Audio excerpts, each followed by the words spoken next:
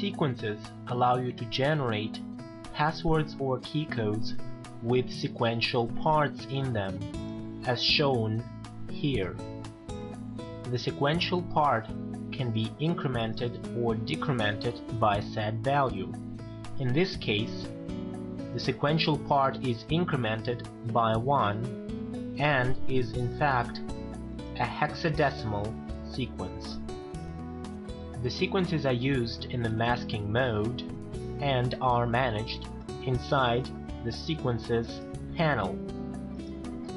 There are 4 built-in sequences: alphanumeric, binary, decimal, and hexadecimal, and you can define up to 9 custom sequences. The 4 built-in sequences differ on their base.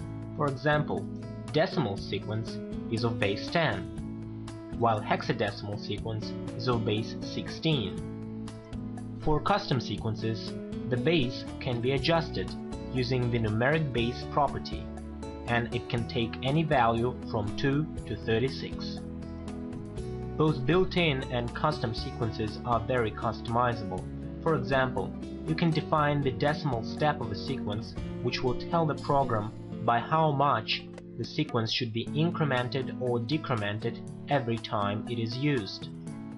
On top of that, you can define the minimum position, the maximum position, and the starting position of a sequence, which tell the program the allowed range of values for the sequence.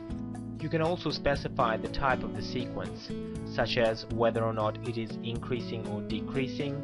Then you can set the behavior, which determines what the program should do when the maximum position is reached, and there are some formatting options, like the minimum digits, the leading zero symbol, and whether or not to use uppercase letters.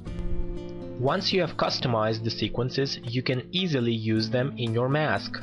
For example, this mask has a reference to a hexadecimal built-in sequence and a decimal built-in sequence.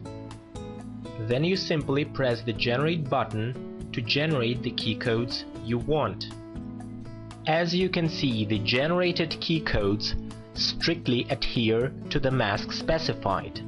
The first part of a keycode comes from the hexadecimal sequence.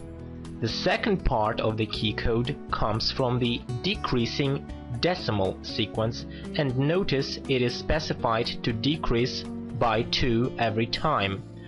And the last 4 digits come from randomly chosen random numbers by the program.